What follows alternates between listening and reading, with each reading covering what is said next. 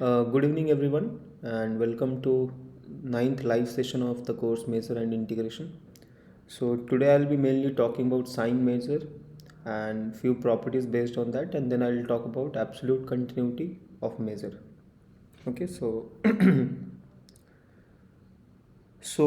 let us see first some part which was left in the last session. So this is coming from this chapter of that Fubini tonally product measure thing. So you already know these things that in case of R2 you have a polar representation. So instead of integrating on R2 you integrate on with the coordinates r comma theta instead of x comma y. Okay, so and this is the formula that if you want to integrate in the Cartesian product, it is equivalent to integrating this function. Okay, so you put x equal to r cos theta and y equal to r sin theta. So when you do such change of variable, you get this r as the due to this change of variable, and then dr d theta, where r is varying from 0 to infinity and theta is varying from 0 to 2 pi. Okay, so this is what you already know. So this is in case of R2, and in case of R3 we have one more parameter which is phi. Okay, so these are already known to you. So what we'll see today is that we can generalize this in Rn.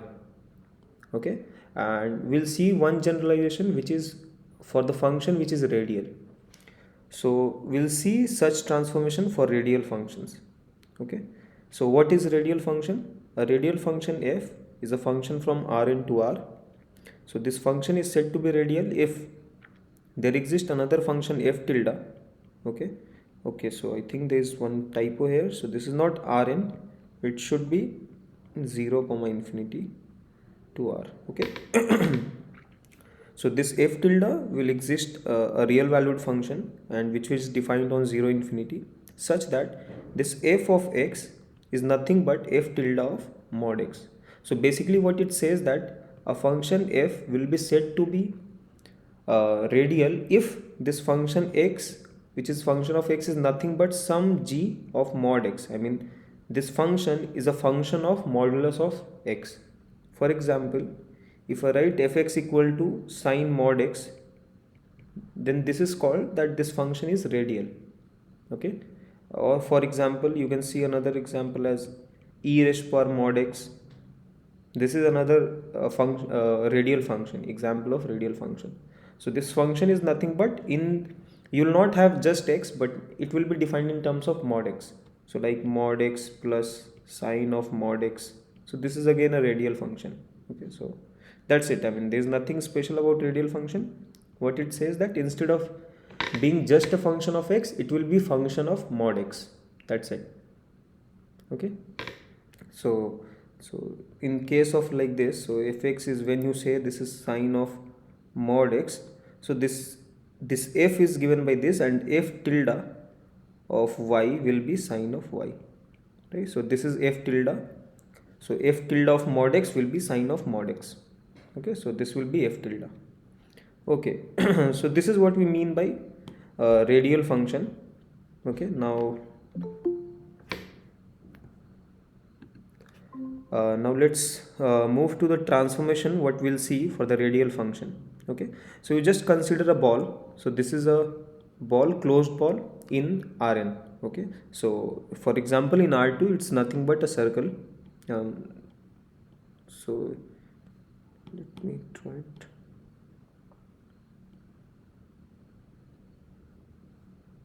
So in case of R2 you'll have this disk, okay, closed disk. So let me yeah, so suppose this length is r. Okay, so this is r. So this is b bar 0 r is nothing but this whole disk. Okay, so this whole region, this is your b0 r. Okay. Okay, so you have to consider such balls. In case of R3 it will be a sphere of radius r. Okay, so this is just a closed ball, and then with the origin as the center and radius r. Now suppose you have a function f which is defined on this closed ball, and suppose that it is a continuous radial function. That means radial function means there will exist another f tilde, which is fx is equal to f tilde of mod x. right? This is the definition of radial function. And continuous, if the function f is continuous, then f tilde will also be a continuous function. Okay, so suppose you have been given f, then there exists f tilde of this sort. Now what you do, okay, this maybe I think it would be easy to make you understand by picture. So maybe suppose this is 0 and this is r. Okay, I mean this r is same as this r, and let me just, okay, whatever. So now suppose you have a partition of this interval 0r.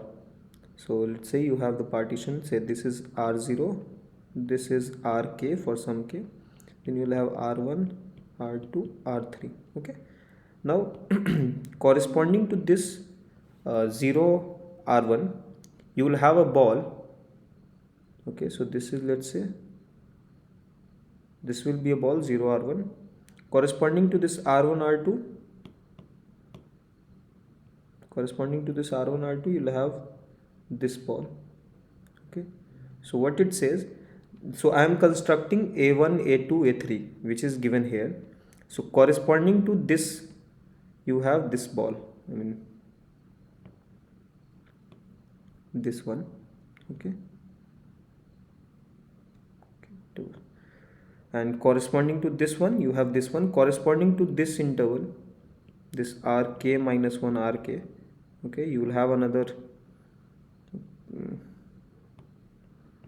corresponding to this one, you will have another circle. So this is your ak. Okay, so corresponding to each of the partition, you are looking at the subsets of this ball.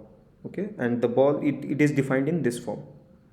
So ai's are the points in Rn such that the modulus of this point should be less than equal to Ri and greater than equal to, so less than, strictly less than Ri and greater than equal to Ri minus 1. Okay, so these, corresponding to this, you have this in R2. Okay, so what it says, so you can clearly see that this B0R, okay, this is with not this boundary. Okay, this boundary is removed because of this condition. So here you have a strict inequality, so that's why boundary is removed. So B0R, you can write it as a union of these AIs. Okay, now using mean value theorem on this function, you know that this will be true, that for given Ri and Ri minus 1, this is what mean value theorem says, right? So fx minus fy is equal to f prime of z, y minus x, or x minus y, like this type of thing is there. So using that, you will have this thing. So using this mean value theorem on this function t raised to the power capital N, this n is the dimension of this Euclidean space. So we are working in Rn. Okay, so this n is that one. So just because this is a continuous function, you have by mean value theorem, you get this one. Okay, I mean this is just the setup. So now what you can do, so you got the existence of this xi I. Okay, so xi I is a real number which is lying between, so xi I is something which is lie here between these intervals. Okay, now corresponding to, so suppose you put some, you get some xi I here.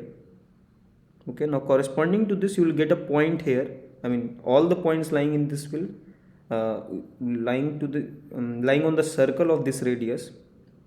So that will be the point, right? So corresponding to this point, you will have a plenty of points over here.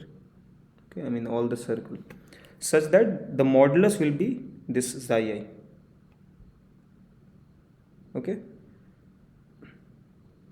I don't know whether it's clear to you or not, but what I'm trying to make you understand, basically that you, for given f, you have f tilde. Now f tilde is not defined on Rn, it is defined on a 0 to infinity. In this case, when we are considering on 0 closed bulb of radius r, this f tilde is defined on 0r interval. Now I am partitioning this 0r. Corresponding to this partition, I have a partition here of the ball. Okay, now I used mean value theorem, and corresponding to this Ri minus 1, I got xi I. Okay, by mean value theorem, and this xi I basically is nothing but a point lying in this interval Ri minus 1 to Ri. Corresponding to this, again I will have a point over here. So I am choosing one point. So yi I am choosing from ai such that mod of yi is equal to xi I. Okay, so far I have just done this thing. Now what you do, you define this fp, okay, corresponding to the partition. So we chose the partition p here. Corresponding to this partition, you define this function. What it does, so on the interval ai, I mean on this balls, so on this disk or annular disk, okay, on these ais, you define the function as that function is constant on this whole disk, on each of the disk, and the value is f of yi. Okay, so this is the definition of fp, and you define this delta p as the maximum of the gap of the intervals. Okay, so the partition what you have done. Okay, so maximum of those. Now you can prove that this fp approximates f uniformly. So that means fp converges to f uniformly as this partition becomes finer and finer. So as this delta p goes to 0, that means these partition are, I mean, collapsing. So I mean the partition we are making, we are including more and more points here.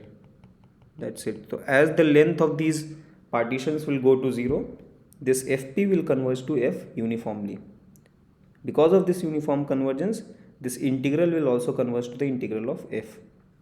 And if you calculate this integral, just because this is a simple function, you know this integral will turn out to be this. Okay, now it's just a matter of, so what you do, so when you integrate this, you will get f of, so f of yi is nothing but f of yi is equal to f tilde of mod of yi, and f tilde of mod of yi was xi I, right? So this is f tilde of xi I. So I mean you can do such substitution over here, you will get f tilde, and so you will get measure of ai. Now this whole thing is measure of ai. Okay, and this omega n is just the measure of this unit ball. So now if you have a measure of a radius r ball, it just you multiply by n and this thing will come out. So it's just a formula that measure of b0r will be these constant depending on the dimension. Okay, so depending on dimension, so okay, by formula only it will be clear that it will be measure of the one ball, and then you multiply by the radius r to the power n, n or something, just a second.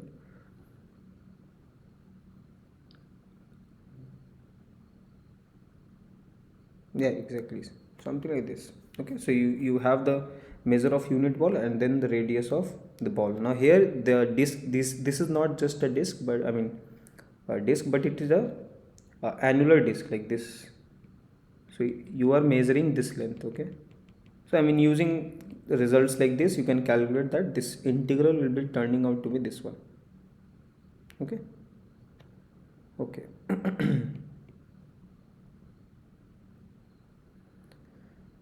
Okay, so this will be the integral. Now as you take delta, so it's not delta t, so it's delta p.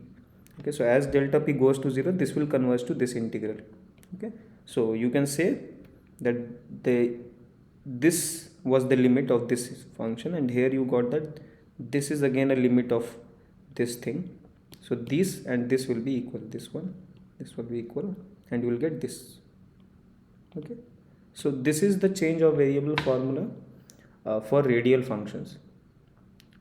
Okay, now so this was very particular to the radial function, but it has more generalization, and this is called Korea formula. And this is what the formula says.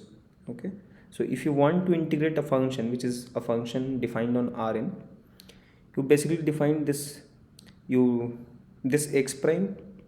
Okay, this is nothing but, so what you do, this is x1. So suppose your x was x1 x2 till xn minus 1. Okay, this x prime is, I mean, it's just the normalization of this one. So x1 by mod x, x2 by mod x, like this thing. Okay, okay, so I mean if mod x you call as r, so basically so x prime is like this.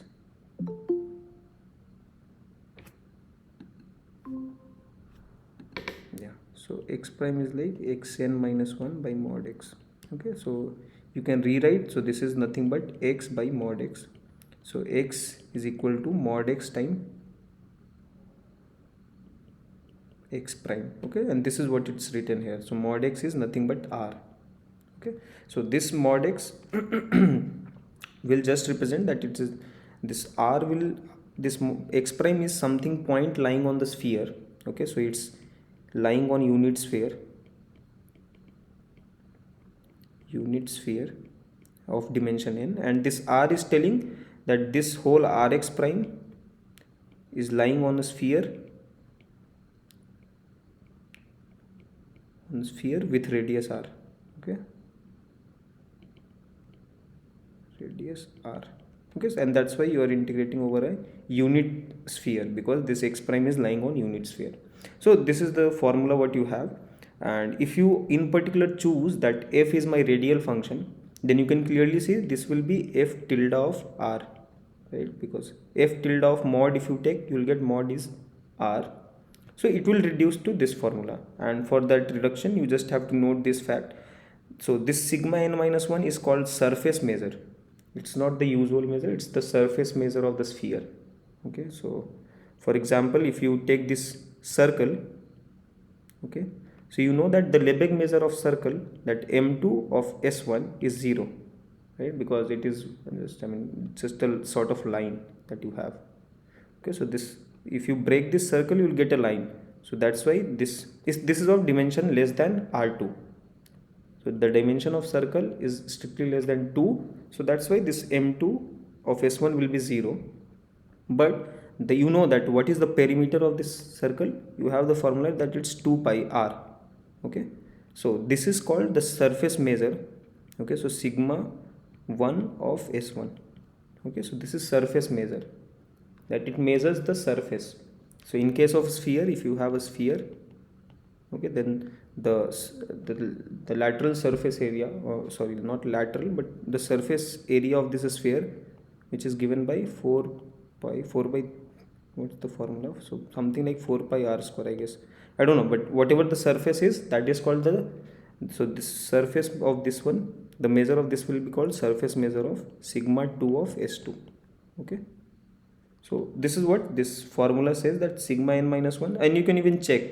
So this omega n, okay, this omega n is nothing but the Lebesgue measure of the disk, right? So this omega 2 is nothing but this thing. So in case of this one, this will be this area of the circle, right? If you see here, this omega n is the Lebesgue measure of the ball. So if r is 1, so take r equal to 1.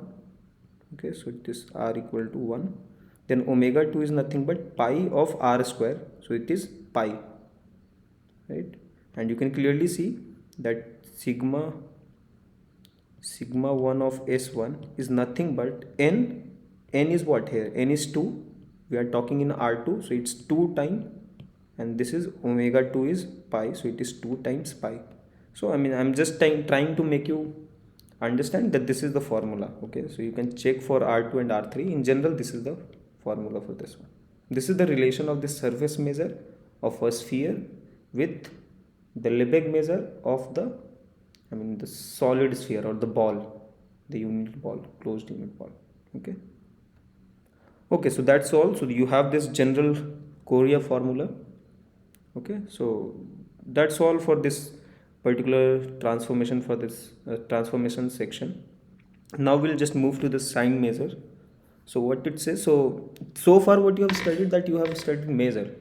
Now the main property of measure was that mu of any set, if you want to consider, that has to be non-negative, right? So this was the one of the property of the measure. Here we'll try to weaken this. Okay, now we'll allow that this measure, instead of just being non-negative, it can take any value in r. Okay, so let's see what sign measure is. So sign measure is again some sigma algebra should be given. So for starting, you have to have a measurable space, and then a function mu defined on this S to r bar. Okay, this is, so it is said to be sign measure if it satisfies following property. So the first property is that mu of phi should be 0. The second property is this mu should take either plus infinity or minus infinity. Okay, and this is very important property. I mean, you'll see why we need to take this thing in the definition. Okay, and the third property is that it should be countably additive. Okay, so that means that mu of en equal to 1 to infinity should be equal to summation of mu of en when ens are disjoint. Okay, so this is what we mean by countably additivity of this sign measure. Now see, over here we have not said anything about mu of e greater than equal to 0. I mean, we have not restricted our mu to be this non-negative function. We have just said that it is function in r bar valued. So it can take infinity or minus, but it has to take only one value, either plus infinity or minus infinity. Okay. Okay. So again, a sign measure is said to be finite if modulus of the sign measure for every set is finite. Okay, and it is said to be sigma finite if you can write this x as this union of countably many subset such that the modulus of the measure should be finite for each of the set. Okay, just like how you define finite measure and sigma finite measure. Okay, so for example, if you have, suppose you have two measure, so suppose this xs is a measurable space, and on this measurable space you have two measure, mu1 and mu2. Now just take difference of mu1 and mu2, you can see that this will be a sign measure. Okay, because all the properties of measure will be carried forward to this mu, the difference, and mu can be negative as well here. If mu2 is taking larger value, this will become negative. So in that sense, this mu is one of the examples. So any difference of two measure will give you a sign measure. Okay, and this is one example that suppose you have a measure space. So here mu is measure, it is not a sign measure. So this mu is measure. When I say measure, that means the usual measure, the positive measure, if you want to. So the positive measure. Okay, so if you have a measure space and suppose f is integrable with respect to this measure, then you define nu of e as integral of f d mu, then this nu will be a sign measure. Okay, so you can check this. It just, I mean, it will satisfy all the property, because if you take phi, then the integration of over phi of f will be 0. Okay, and this f can take, so if f is integrable, so when f is integrable, what do you have? Mod of f is finite. Okay, so this f will be finite. So this integral is well defined, the first thing, over x. So here also over x. So it will be a finite measure. Okay, so it will neither take plus infinity or minus infinity, but you know that it need not be always positive, or it can take negative value as well.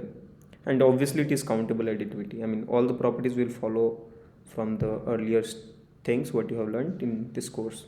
Okay, so this will be a sign measure.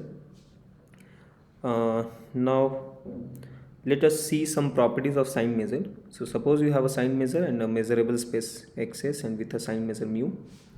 Now this e and f, if they are measurable such that e intersection f, e is contained in f, in that case, if this measure of this is finite, then the measure of e will also be finite. Okay, and so I think this should be easy. So you know that it's like this. So I'll just give you a sketch. So suppose this is e, suppose this is f, and suppose this is e. So e is contained in f. Now you want to make sure that if mu of f is finite, that is, if the measure of this whole thing is finite, then the measure of the smaller one will also be finite. Okay, and you can check this by this formula. So if you remember something like this we studied in measure, so mu of f, you can write it as mu of e plus mu of e minus f, right? Just using this property, the countable additivity, somewhere it should, yeah, this one. Using this property, you have broken this f as e union f minus e. So then you can write this one. Now just by this expression you can easily conclude this. So I am not going to tell you that one. So it's just easy. From here you can derive that. Okay. Now suppose you have a sequence of disjoint measurable set.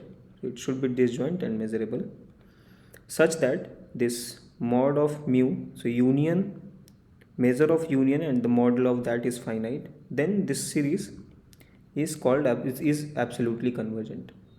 Okay. So I mean this will also follow by, I mean, if you break this En in positive and negative sets, I mean you can define En plus and En minus. So it will be En if the measure of En is positive, otherwise you just take phi. I mean the proof you can see in the book also. So this is the result. Okay, so you break En in two parts. I mean it's taking positive measure with a negative measure, and then you do this summation and all. Okay, the next one is like just like what you have learned in measure, that measure of union when ENs are increasing will be equal to the limit value of the sequence mu of En. Okay, just like you studied in this measure. Okay, so this will again for decreasing sequence you again have this property that mu of intersection of decreasing sequence of measurable set will be equal to the limit of mu of En. Okay, and for this you need mu of Em is to be finite for some m. Okay, so you need some finiteness condition here also. Okay, so do you have any doubt so far?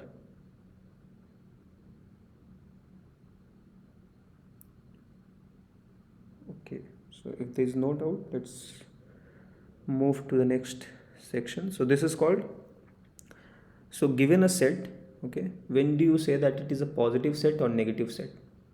Okay, so you define two things, notion. So suppose you have been E is measurable. So let's start with this measurable space and with some sign measure E, and suppose E belong to S. So E is measurable set means E belong to S. Okay. Now E is said to be positive set if for every measurable set you take F, mu of E intersection F should be positive. Okay, so suppose E is there, I mean how should I write? So E is any set. Now if you intersect with any subset, so this F is any subset of S, if you intersect it, okay, so E intersection F will be what? It will be subset of E. So if measure of all such type of set is positive, then it is called positive set, then E is said to be positive set. Okay, and again for negative set, if this has measure negative, then E is called negative set. Okay, so instead of looking at this intersection, you can just look at this one, that for any subset F, okay, if measure is positive, then it's called positive set. So what the definition is, so I mean you can, it's better to understand this definition. I mean these two are just equivalent, it's quite easy also, I'll explain, but for now just try to understand this one. So a set E is said to be positive, okay, if any subset you choose, okay, any subset of E, then mu of F will be positive. So if you have a set E, then measure of all the subset will be positive, so then E is called positive set. Okay, similarly you can define negative set, that if all the subset of E has a negative measure, then that will be called negative set. Okay, so and the derivation is, I mean this, how these are equivalent, it's quite easy. So what you can do, so suppose this is your definition, okay, that intersection will be having positive measure. So suppose E is positive set, E is positive. Okay, now choose some F subset of E. Okay, this would imply mu of F will be equal to mu of F intersection E, right? Then obviously this, by definition you know that this is greater than equal to 0, so this implies mu of F is greater than equal to 0. Okay, so you have proved this part. Now you can prove the other way around. So suppose mu of F is greater than equal to 0 for all F subset of E. In particular, E intersection F is subset of E, so mu of E intersection F is greater than equal to 0. I mean it's just two line. Okay, so you have proved this way also. Okay, so it's better to consider just this definition. I mean the second one, this one. This is just easy, that whatever subset you choose, if the sign measure or the measure of that subset is positive, then the subset E is positive set, and if it is negative for all subsets. So one thing you need to note, that this is for all set. Okay, if every measurable subset, so I mean it should be for every, okay, for all. Okay, if you get one also, then it's not called positive set. So for all subset the measure is positive. Okay. Now let's just see few properties of this positive set. So empty set, if you see, what are the subsets of empty set? I mean empty set is just itself a subset. There are no other subset of empty set, and you know that mu of phi is 0, so it is greater than equal to 0 also and less than equal to 0 as well. So that's why this empty set is both positive and negative set. Okay. If you choose any subset of a positive set, then again that will be a this positive set, and that is just from this definition itself, right? So if E1 is subset of E, if E is positive, then E1 is also positive, right? Because E is positive means what? If you take any subset of E, the measure will be positive, and you need to prove that E1 is positive. So choose any subset F1 of E1. Okay, now this F1 is a subset of E as well, so this has positive measure. So any subset of E1 you choose, it has a positive measure, so that's why E1 is positive set. Okay. Okay, so any subset of a positive set is positive. Similarly, any subset of a negative set is negative. Now if you have this AI, which are positive set A1 and A2, then the difference is also a positive set. Even any countable union of positive set is again a positive set. Okay, so it is closed under countable union as well as difference. Okay. Okay, so I hope this thing is clear to you, right? Do you have any doubt?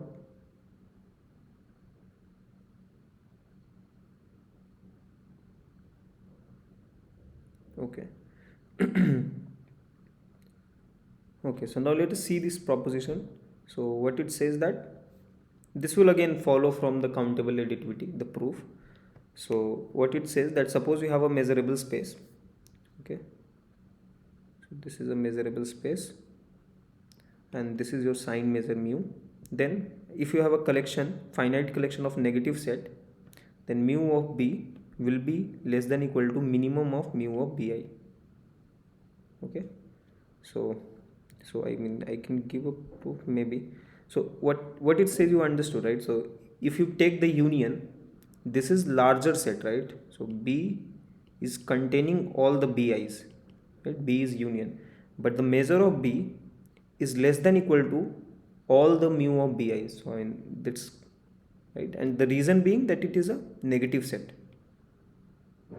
So understood that. So this is, let's say this is B, okay, and all B1, B2, B3 all are there inside this B, right? Because B is the union of all these Bi's. Okay, but the measure of B is less than and equal to the minimum of, so it's what it basically means, that mu of B is less than equal to mu of Bi for all I, right? So the measure is less than equal to all of them, and the reason is also clear. I mean this is because of the sets are negative, so I mean all these are negative. Okay, so I hope this is acceptable to you. For proof, I mean you just need to use the countable additivity, that's it, and the thing that and the property that the sets Bi are negative. Okay. Is this fine? Okay. Okay, now this is the decomposition. Okay, this is called Hahn decomposition, and this is the decomposition of the given measure set. So what it says, that suppose you have this x is given to you, okay, with some sigma algebra s now, and along with this measure mu. Okay. So what it says, that given your this x, you can partition this x in two sets, a and b. So suppose this is your x, it says that there will exist a and b, two set, which will partition this set x such that this a will be a positive set and b is negative set. Okay, so you can write your given set x as disjoint union of two sets such that one of them is positive set and the other one is negative. Okay, so this is what Hahn decomposition is about. Okay, now let us see a few remarks. So the first thing is that the representation is not unique, and not unique in the sense that suppose you have representation x as a and b, then you can have another representation a tilde and b tilde, but that I'll come next. So what it says, that it's not unique, so that means if you have a union b, then you can have a tilde union b tilde as well, where a and a tilde, b and b tilde are distinct. Okay, but there is some property that the measure of this a and measure of a tilde will be same. Okay, so I mean they are differing, but by up to a measure 0 set. I mean they are unique up to a measure 0 set. So let me be more precise. Okay, that maybe later on I'll say this, but so far it's just that it's not unique, but it will be unique, as I am saying that it will be unique in some sense. Okay, and what this sense is, I will tell you just now. So okay, so let me give one proof explaining that this representation is not unique. Okay, so suppose you have, this is your given representation. Okay, choose some null set from b. Okay, n in b such that measure of n is 0. Okay, then you can prove that n is both positive and negative set. Okay, because if you take any subset of n, you will see that its measure will be 0. Okay, so any subset of n will have measure 0. So obviously this is positive as well as negative by definition. Okay, now you just write, so you had x equal to a union b. Now you include n in a and remove n from b. Okay, so you have included this set n in a and removed this n from b. Okay, now obviously since you are putting a null set, the measure will be same, but okay, but so let's not talk about the measure at first. What you can see, that since n is positive as well as negative, this a is positive, so this a tilde, which is union of a and n, now a is positive, n is positive, so this is positive. Similarly, this b tilde, okay, b tilde is again b minus n. Now b is negative, n is negative, so the difference is negative, right? So this a tilde and b tilde are again a representation of x, where a tilde is positive and b tilde is negative. Also they are disjoint because a and b were disjoint, right? So we are removing something from from b and putting it in a, so again it will be disjoint. Okay, so this is another representation of this Hahn decomposition of this x. Again, I mean you can do other way around, you remove some null set. Okay, so this you cannot do. I mean, why I have written this, so let me explain you. Okay, so this maybe you can put it in another bracket. So this n is basically considered it as n tilde. Okay, so this n tilde, suppose there exists n tilde subset of a. Okay, now again you can repeat the same thing. So here you chose n subset of b. Now you choose n tilde subset of a such that mu of n tilde is 0. Okay, Now you can do this. So you remove n tilde from A and put it in B. Then again this will give you another Hahn decomposition of X. Okay. So this is the thing, that it's not unique. And you have seen one thing, you can actually prove that any decomposition you take will have such property. Now what is the property? You notice here. So notice this one. Notice this one with this one. You can clearly see that the measure of A and the measure of A tilde are same. Measure of B and measure of B tilde are same. Okay. So that means they are varying up to a null set. Up to a null set they are actually the same. There is not much difference, right? So you can actually prove that this non-uniqueness will occur in this way only. In this way means that if there is some other decomposition, so if X is A union B and again X is A tilde union B tilde, you can prove that the measure of A and the measure of A tilde will be same. The measure of B and the measure of B tilde will be same. Okay. So it is unique in this sense, that up to a measure 0 set they are the same. Okay. Okay.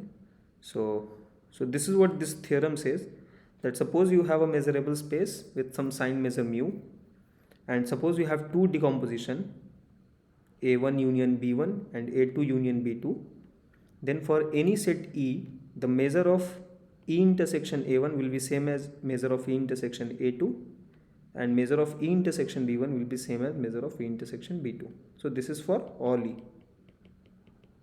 If you choose E to be X, then this will give you mu of A1. If you choose E to be X in all the thing, mu of A1 will be equal to mu of A2, mu of B1 equal to mu of B2. Okay. So by when E is equal to X.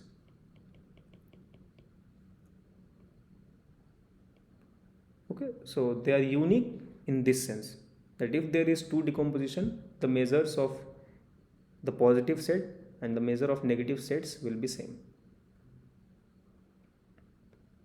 Okay, is this clear? I mean, this part, Hahn decomposition.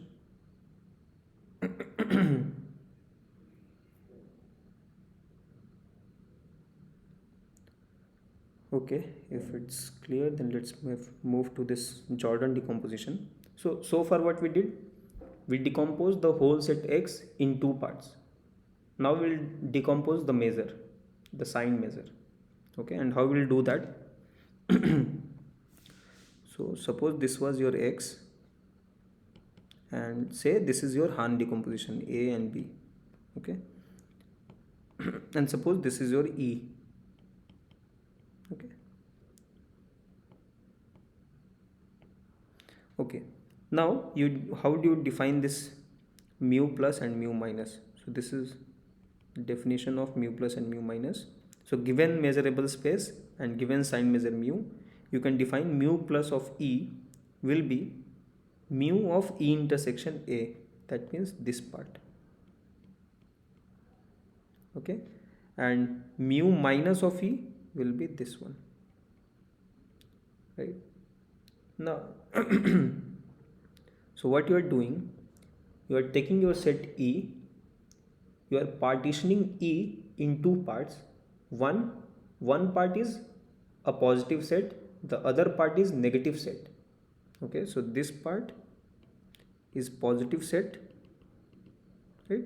Because A is positive, so you know any subset of a positive set is positive. So this part is positive and this part is negative. Okay. Okay, now since this part is positive, the measure of this set will be positive. So this quantity is positive, I mean non-negative, right? Just because this part is positive. This part is negative, so the measure of this part will be negative. So you put minus sign and you define in this way. So again this will be non-negative, right? Now, okay. So notice one thing. So this mu of E, what you have done? You have partitioned E in two parts. So this measure will also, so they are disjoint. So you can write it as mu of E intersection A plus mu of E intersection B. Right, this you can do. Okay, and this is what you defined as mu plus. So you know that this is positive set, so the measure of this set will be positive, right? What is the definition of positive set? A set is positive if every subset of that set is non-negative. Measure of every subset is non-negative. Now the set itself is a subset of itself, so this is non-negative, the measure of this one. So this is your mu plus of E, and this, you know that this is less than equal to 0, right? So it will be minus of mu minus of E. I mean, this is the definition. So, and this will be positive. Okay, so that's why, I mean, I'm giving you the motivation why we define in this way. So I mean, let me say in this way. So suppose this turns out to be alpha of E and this turns out to be beta of E. Suppose this is alpha of E and this is beta of E. Okay. Now what you can write? You can write it as alpha of E minus beta of E. You know this beta of E is negative and this is positive. So you can define this as a new measure, and again this one as a new measure, right? So this is the decomposition, that you are writing mu as mu plus and mu minus, okay, such that this is a measure, that means this is non-negative, this is also a measure. Now measure means positive measure. So a signed measure can be written as a difference of two measures. And if you remember the example, I gave you one example, right? So if mu1 and mu2 are measure, mu1 minus mu2 is a signed measure, and this could be the motivation of defining signed measure. And here we saw that any signed measure can be written as difference of two measures. Okay, so this is not something very impractical, so I mean it makes sense. So any measure can be written as a difference of two measures, any signed measure. Okay, okay, so this is called Jordan decomposition. Okay, so this alpha is nothing but mu plus of E, and this minus beta is mu minus of E. Okay, so this is the called Jordan decomposition. So you can check that all these things are well defined, and just note one thing, that here I just wrote here that mu is equal to mu plus minus mu minus. Okay, now mu plus is a measure, so it can take value infinity. Mu minus is again a measure, so it can take a value infinity, but the difference will not make sense, right? So that is why we put constraint initially that mu will either be plus infinity or it will take minus infinity. Okay, so suppose let's suppose mu takes only, so it's suppose, okay, suppose mu takes only plus infinity as its value. Okay, in that case you see this mu plus now since it can take only plus infinity, then this can be infinity, but can this be ever infinity?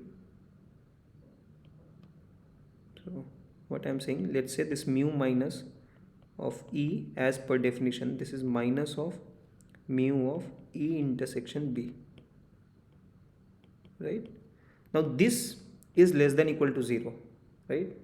So that means it can take either minus infinity. If you say that mu will take only one of the value, so I am supposing that mu takes only infinity, that means this cannot be infinity. I mean this will be finite, since this is negative. Since this is negative, so it will be some finite value alpha, right?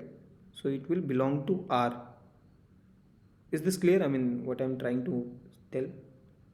Since it is negative, so I have said mu takes only plus infinity as its value. What does this mean? That mu is a function defined from sigma algebra to minus infinity to plus infinity closed, right? So this means Since this is negative, it cannot go to minus infinity, and it cannot even take the value infinity. That means this will belong to minus infinity.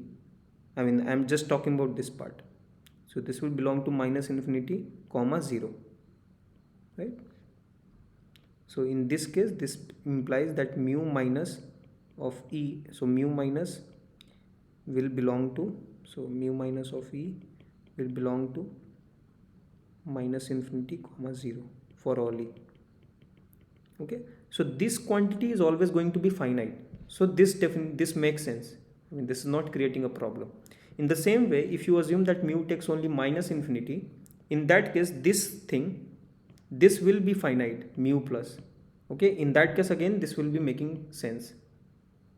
Okay, and so this is the reason why initially we put constraint that mu will take either plus infinity or minus infinity, because if mu takes some both the values, so suppose mu of e1 is infinity and mu of e2 is infinity, e2 is minus infinity, in that case there is a possibility that this is e1 and this is e2.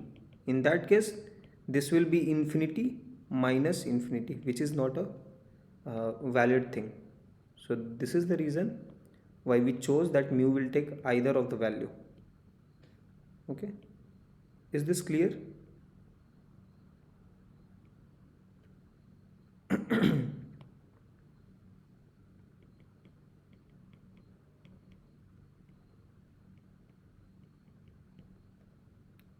Is this clear?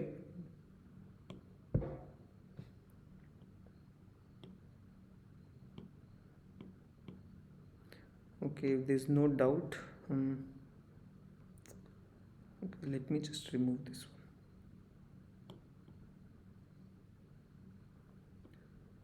one. Okay, if there's no doubt, let's proceed further. Okay, and again, I mean, these are just easy check that if mu is finite or sigma finite, you can check that mu plus and mu minus both are finite or sigma finite. Okay. Okay, so again, this is the theorem. It says that suppose you have a measurable space xs and you have a sign measure mu, then you can write mu as the difference of mu plus and mu minus. Okay, just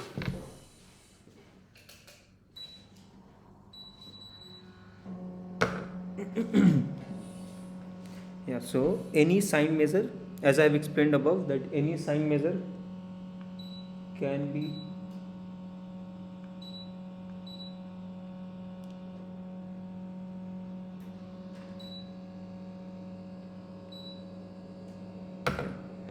so as I mentioned above, I mean, I explained although that this any measure you can write it as a difference of two positive measures. Okay, and this is what this theorem is. Okay. Okay, so this is called Jordan decomposition. I mean, the way of writing this mu is called Jordan decomposition of measure. This mu plus and mu minus has a name. It's called upper and lower variation of mu. This modulus of mu is again, so when, okay, so this is one thing, that suppose you have mu is a sign measure. Okay, then you can prove that mod of mu will be a measure. Measure means positive measure. Okay, I mean, this you can check, and in fact you can show this, that mod of mu will be nothing but the sum of positive measure and negative measure. I mean, sorry, upper variation and lower variation, both are positive. Okay, so this will be sum of mu plus and mu minus. Okay. Okay, and you can in fact show that suppose this mu plus and mu minus can be written as the usual definition, right? So mu of you had using outer measure, and this thing you defined the measure. In the same way, you have this definition as well, that mu plus of e can be proven that mu plus of e will be supremum of mu f, where f is subset of e and f belong to s. Okay, I think there is some mistake probably.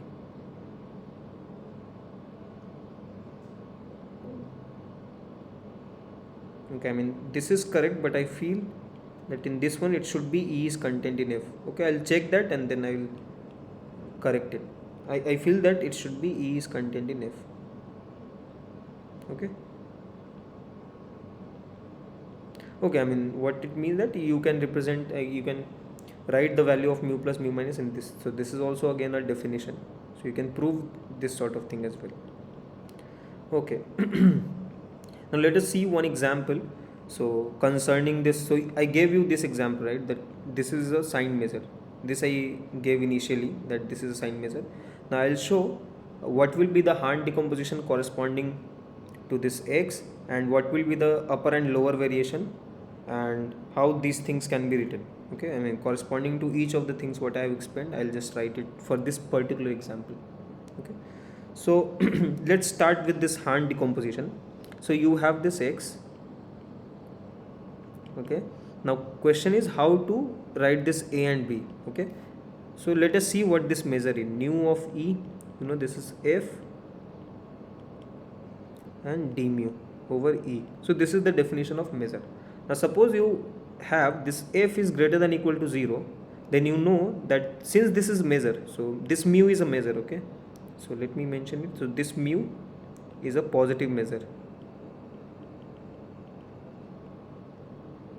Okay, so this you have already seen. If function is non-negative, then this integral is also non-negative, right?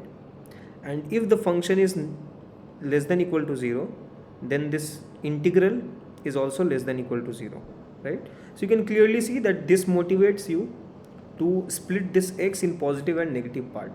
In fact, you can see, so what you can define, that you can define a such that x in x such that f of x is greater than 0, and you can write b as x in x f of x is less than 0. Now either you can put equality here or here, I mean any one of them, just because you want to make it disjoint. Okay, so this will be a positive set, right? Because if you calculate a measure, why? Because if you suppose you choose any a1 subset of a, okay, so nu of a1 will be integral of a1 f of d mu. Now you know this function f is positive, non-negative here, so this will be non-negative. Okay, similarly if you choose b1 subset of b, so nu of b1 will be integral of b1 of f. Since this function f is negative here, okay, so this will be less than equal to 0. So that's why this a and b are positive and negative set. Okay.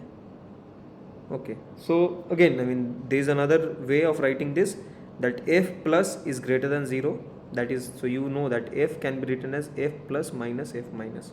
So when f is greater than 0, this means that f minus is equal to 0 and f plus is greater than 0, and f is equal to f plus, which is greater than 0. So again, this is another just a way of writing that f plus is positive. Similarly, you can write b as f minus greater than equal to 0, right? Because when you write f as f plus f minus, both are greater than equal to 0. Okay. Okay, I mean this is just another way of writing this. So if you, okay, so that's it. Okay, so far we have got that, okay, this is the Hahn decomposition of this x. Okay, now let us see what will be the upper and lower variation. So, okay, is this part clear, Hahn decomposition?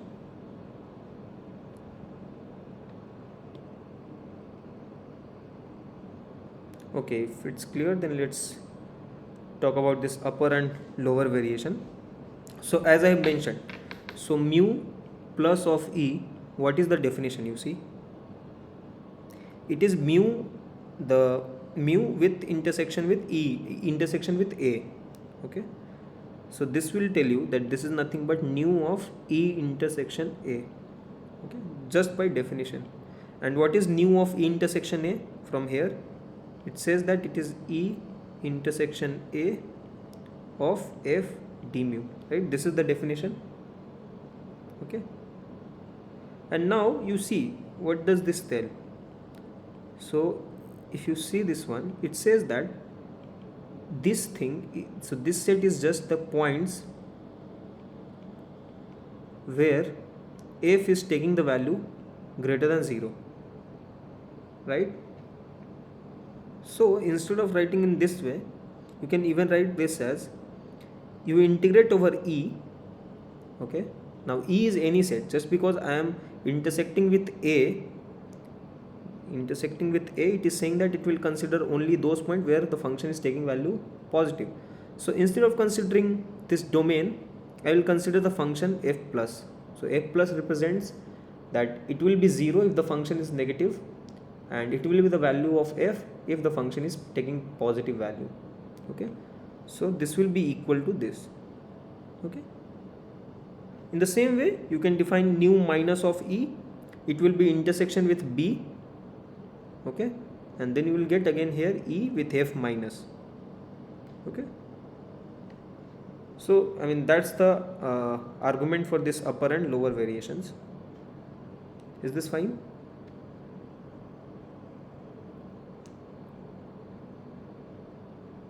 Okay, if it's fine, then let us see what will be the total variation. Now total variation, just by definition, it's mu plus plus mu minus, right?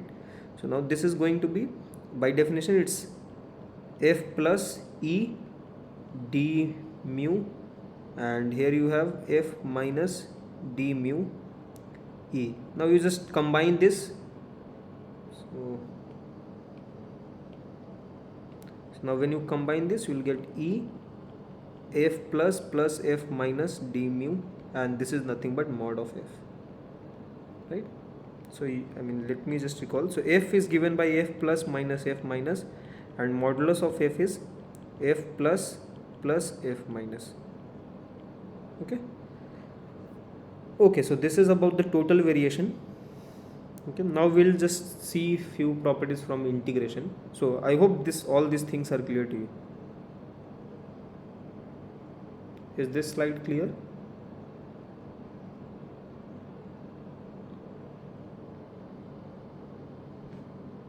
Okay, if it is so, then let's move to the next part.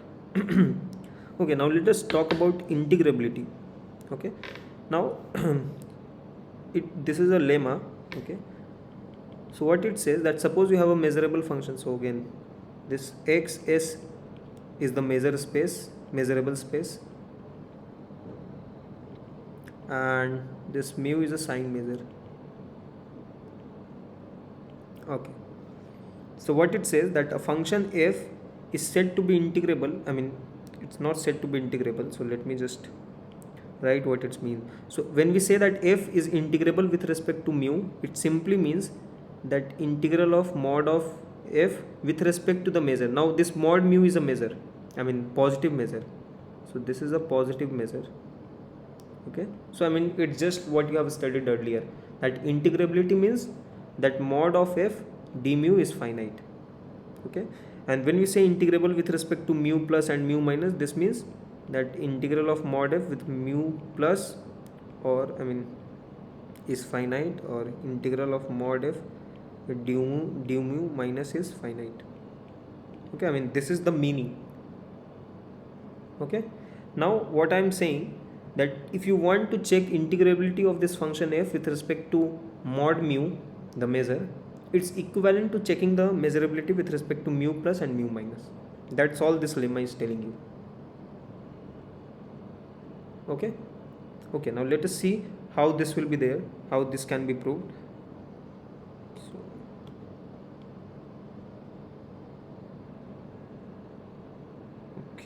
okay, so suppose you have a non-negative simple function. Okay, so suppose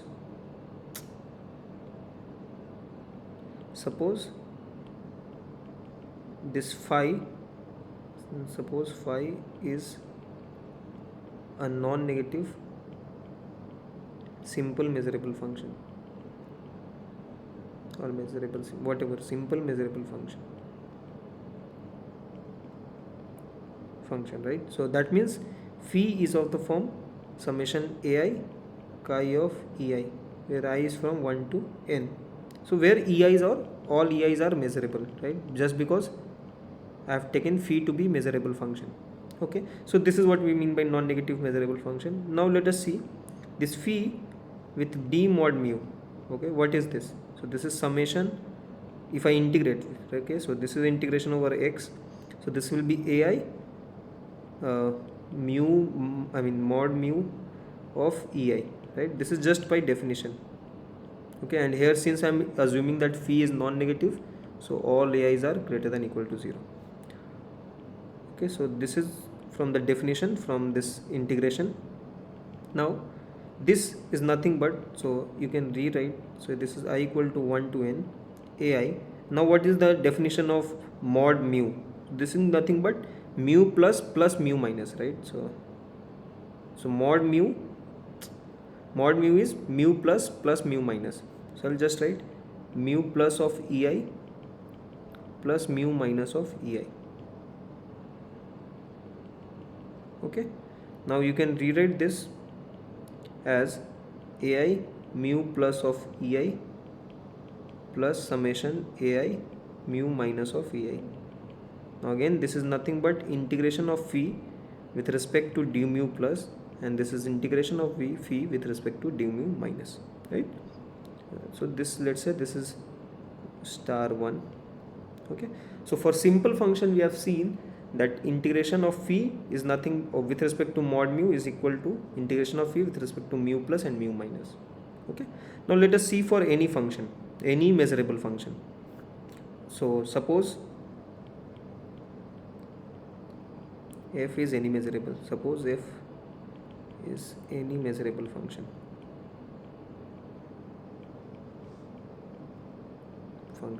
Okay, so I'll talk about mod of f.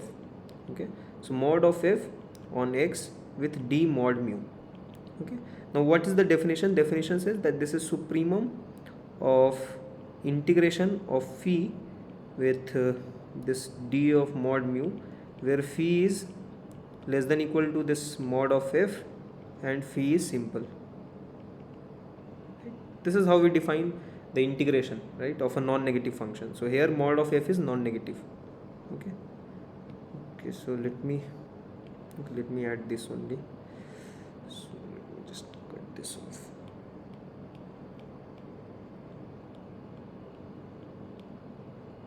Okay, so you have this one.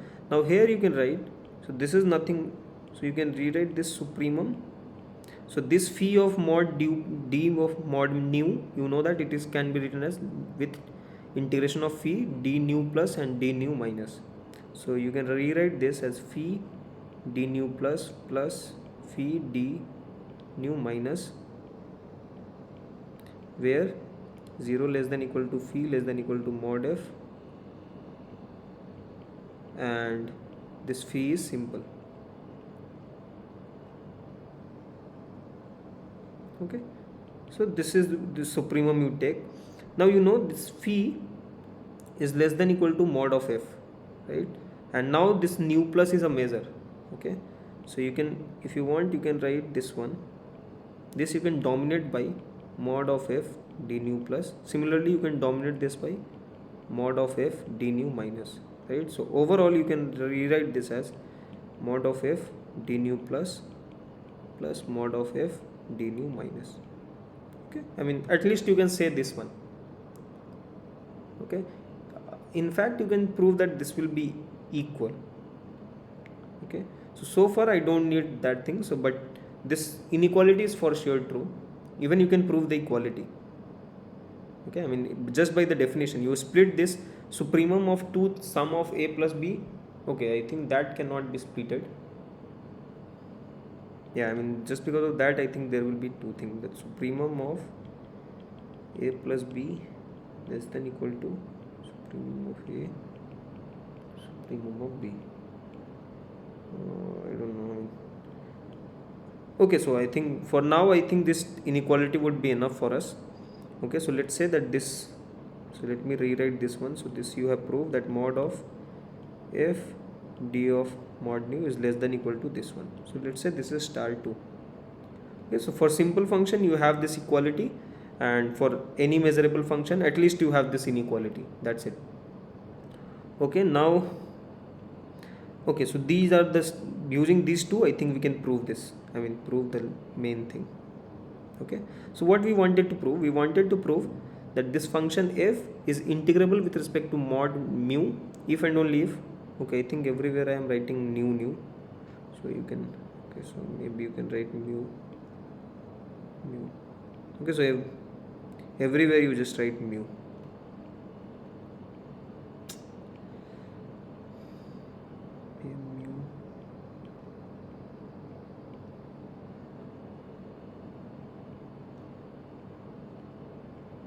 Mu. Mu minus mu plus.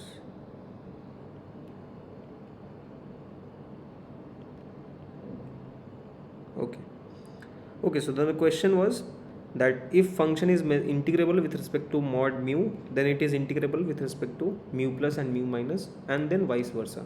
Okay, so let us first try to prove this side. So suppose the function f is integrable with respect to mod mu. Okay. Okay, so what does this mean? This means that integration of mod f of d mod mu is finite, right? Yeah, so this is finite. Okay, and what you have to prove, so to show that integration of mod f d mu plus and integration of mod f du mu minus is finite. So this is what you want to prove.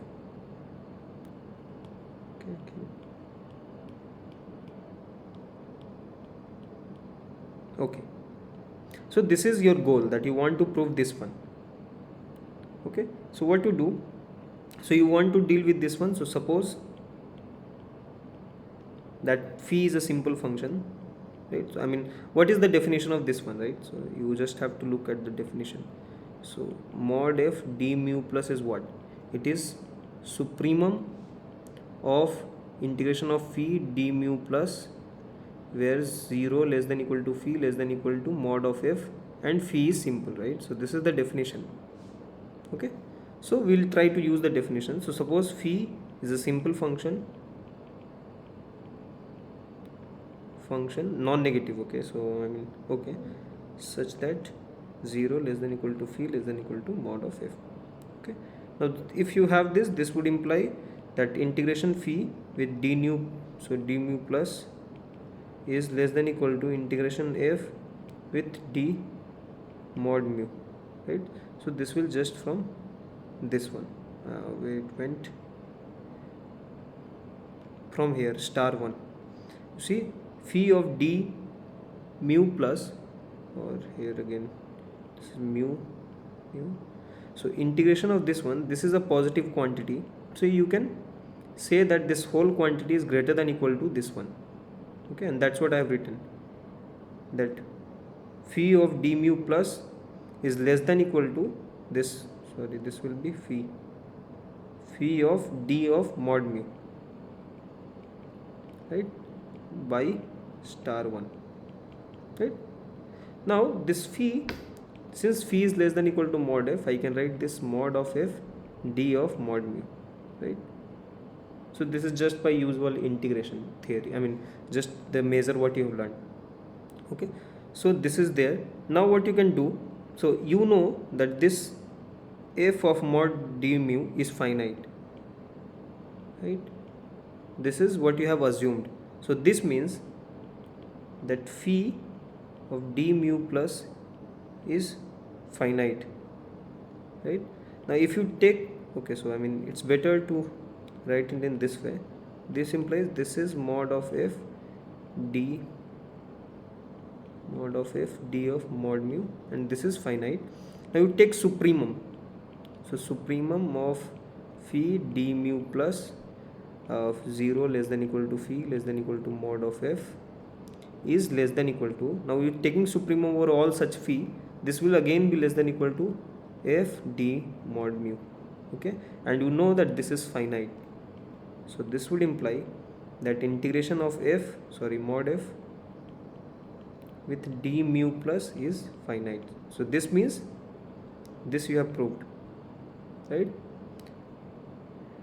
Yeah, so here we have just used this one, the first star one, that you can write any simple function as a sum of, the integration of simple function with respect to mod mu is equal to the sum of integration with respect to mu plus and mu minus. That's it.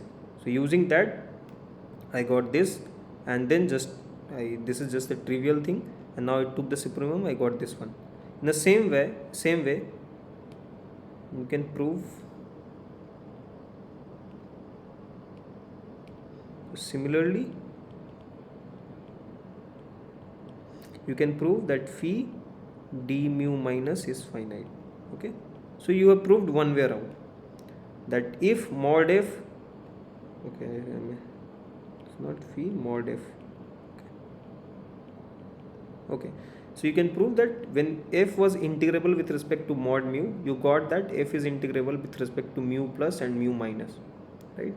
And the other way around, so I think that is just trivial. So okay, let me add one more slide.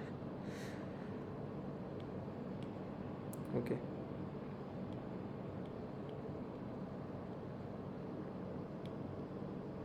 okay, now you assume, so converse part, suppose this one, that mod f d mu plus is finite, comma mod f d mu minus, both are finite. Then if you see this one, this is star 2, this tells that mod f d mod mu will be finite. So by star 2, mod of f d of mod mu is finite. Okay, so when this is finite, then this is finite. So you have proved that a function f is integrable with respect to mod mu if and only if this is integrable with respect to mu plus and mu minus.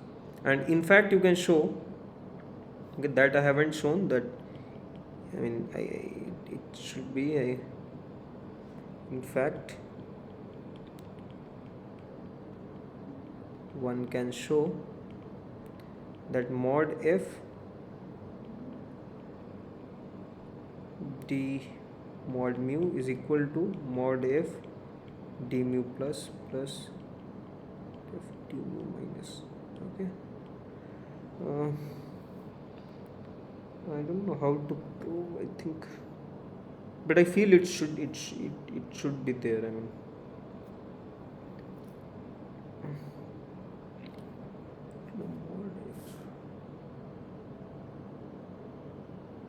Okay, I think it need not be true also. Okay, so it need not be true. I'm sorry, I don't feel that it should be true. It should not be. No, it's not true. Sorry, it's not true. So if the function is non-negative, then also not. No, I should not write it. Okay, so what I'm saying that f is integrable with respect to mod mu if and only if it is integrable with respect to mu plus and mu minus. Okay, so now let us define what is the integration with respect to the sign measure. Okay, so suppose you have a measurable space with sign measure mu. Okay, and suppose your function f is measurable which is integrable with respect to mu plus. So integrable means, let me write it, this means mod f d mod mu is finite, right? And what does this mean from the last result? This means that mod of f d mu plus mod of f d mu minus is finite, right? This is what we know from the last statement, what we proved, the lemma. So by lemma. Okay. So in that case you can derive one more thing. So suppose this mod f d mu plus. Okay, now you know what is this. So this mod f can be written as f plus f minus, right, with d mu plus. So it can be written as f plus d mu plus f minus d mu plus. Okay, in similar way, so let me just erase this part, and then so this is what you have. In the similar way, you can write mod f d mu minus as f plus d mu minus plus f minus d mu minus, right? Now when I say that this mod of f d mu plus is finite, that means this and this both are finite, right? Again, this and this both are finite. Okay, so in that case, this is finite, this is finite, this is finite, this is finite, right? Or okay, when this is when I am assuming that mu is my finite measure. Okay, but I mean it could be possible. So how to say this? So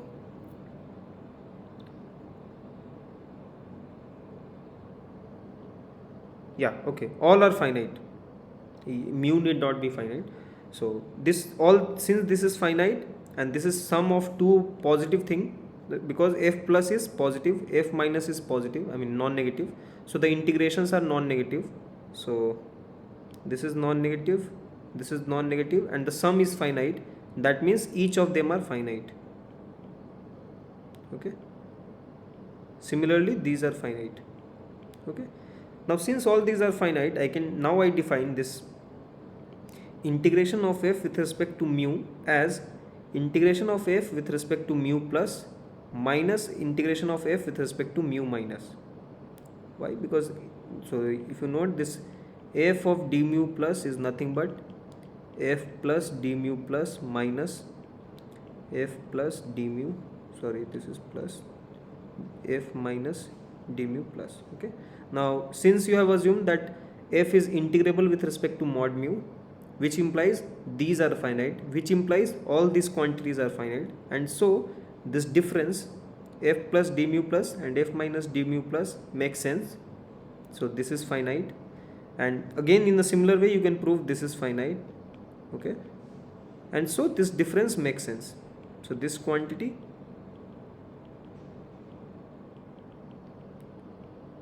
integral, I mean this definition makes sense.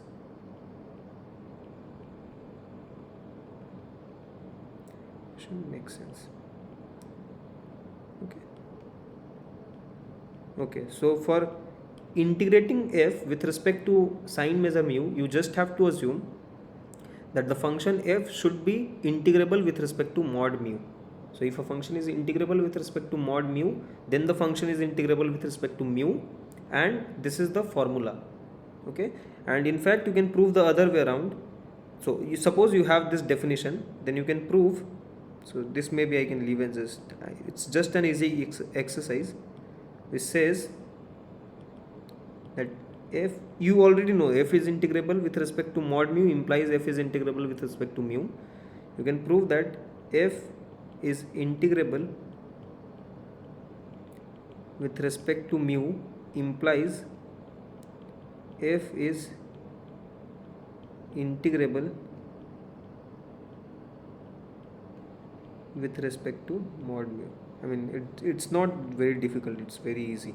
Okay, so I'm not proving it, but you can just use the definition, you will get this thing. Okay, okay, so integrating with respect to mod mu implies integrating with respect to mu. Okay, I mean the value will be different, but you can say that if one of them is integrable, then the other one is also integrable. I mean if one of them is finite, then the other one is also finite. Okay, so you, in the other words, you can say this one, that integration of mod f d of mod mu is finite if and only if integration of mod f d mu is finite. Okay, so this is the whole thing what I am saying. Okay, so okay, that's it for the integrability part. Now let us move to this absolute continuity of sign measure. So suppose you have a measurable space xs, and suppose mu and nu are sign measure you have, then you say that nu is absolutely continuous with respect to mu if and denoted by this symbol, that nu is absolutely continuous with respect to mu. Okay, if this, whenever this mu of mod of mu of e is 0, okay, so when this is 0 for some set with modulus, okay, so I'm not saying mu of e, but mod of mu of e is 0, that would imply that nu of e is 0. Okay, then we say that this nu is absolutely continuous with respect to mu. Okay. Okay, and then they are said to be equivalent if both of them are equicontinuous with one another. So what it means, that mu is said to be equivalent if mu is absolutely continuous with respect to nu, and nu is absolutely continuous with respect to mu. Okay, in that case we say mu and nu are equivalent. Okay, let us see one just easy example. So this, the measure what I defined above, this nu, you can clearly see that nu is less than equal to, absolutely continuous with respect to mu. Why? Because if we choose e, so choose e such that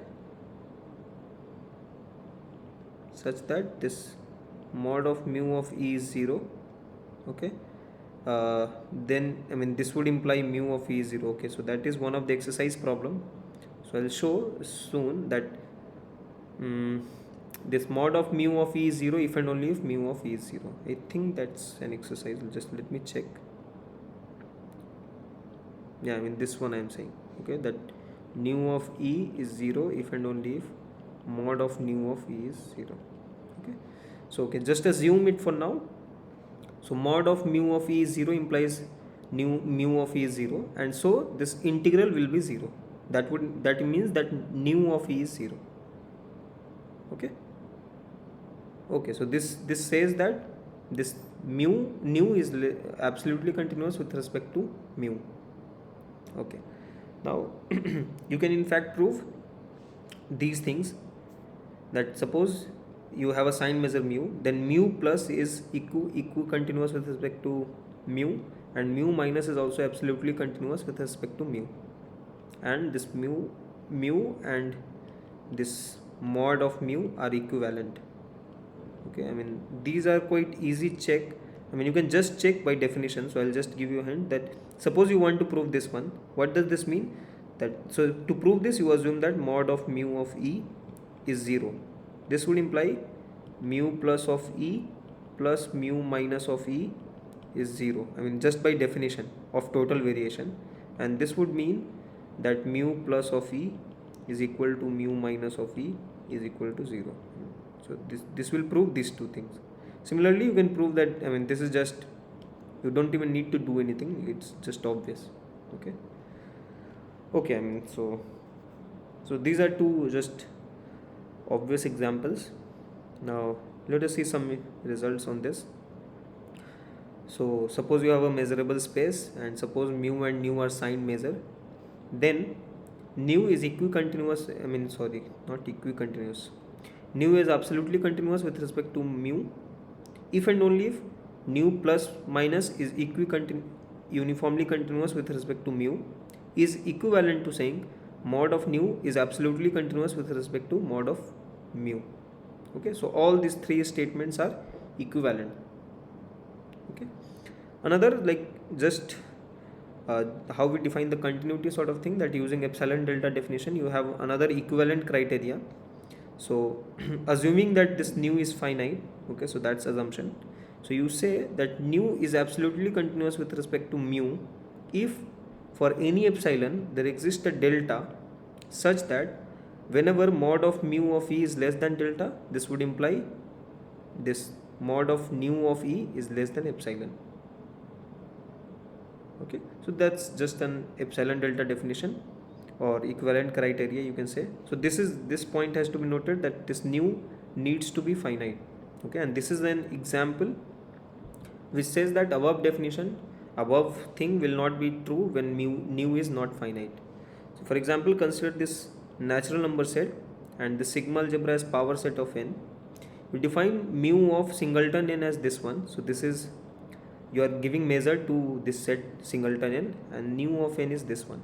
Okay, Now you can clearly see that when this mu of n is 0, when will it be true? It means that this, I mean, this is an empty set, right? So mu of e equal to 0. So this is not 0 for any n. This is not 0. So mu of e will be 0 if and only if e is equal to phi. So you can clearly see when mod of mu of e is 0, that would mean that, so mod of mu of e 0 imply e is phi, and this implies nu of e is phi. Okay, sorry, nu of e is 0. So you can clearly see that, okay, this nu is absolutely continuous with respect to mu, but you can clearly see that this is going to 0. Okay, this nu of singleton n, so as n becomes large, this is going to 0.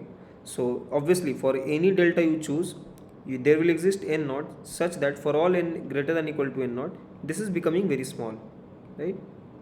Just by the definition, it is going to 0. So there will exist, whatever delta you choose, there will exist an n naught such that this is less than n naught. I mean, this is just the definition of limit of a sequence.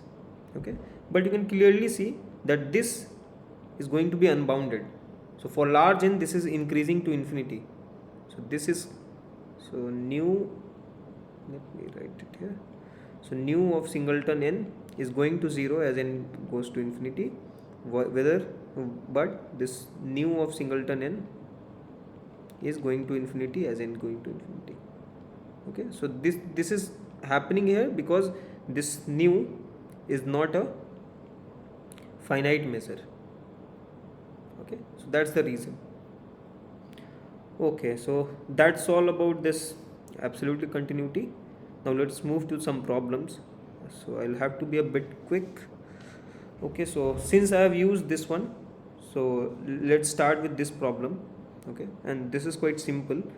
So what it says that set E, the measure of set E, the sign measure will be 0 if and only if the modular, the total variation of this measure nu is 0.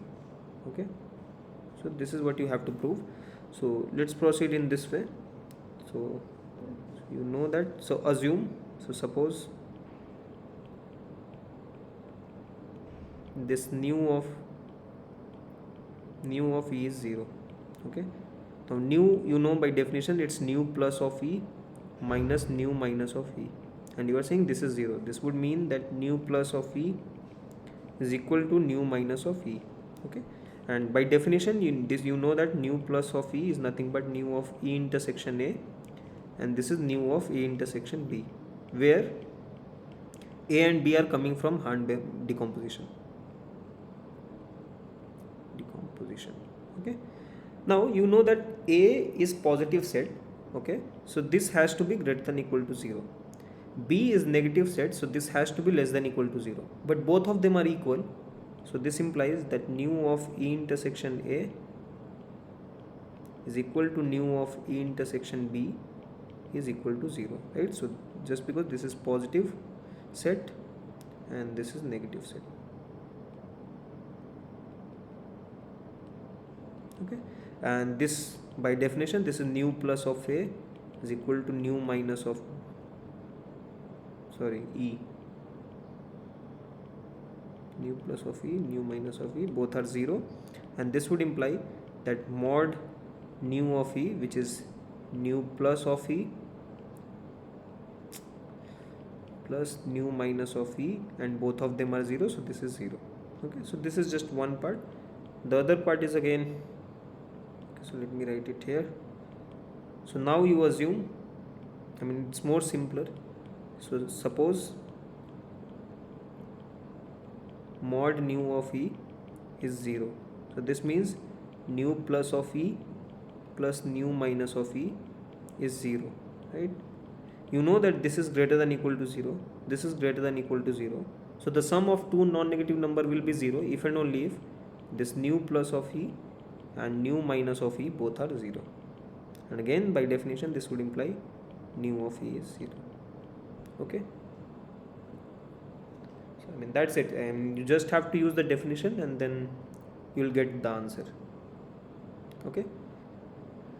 Okay, I hope this is clear. Do you have any doubt from this?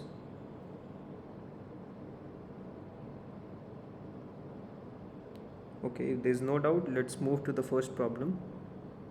Okay, so so this is just an application of Fubini theorem, okay, and nothing much. So what it says, that suppose you have a this sigma finite measure space, okay, and suppose this f is a real valued function such that this is integrable, so mod of fp. So another way of saying this, I think this basically means that f belong to LP space, but I don't think you have seen this, so I mean just forget about this.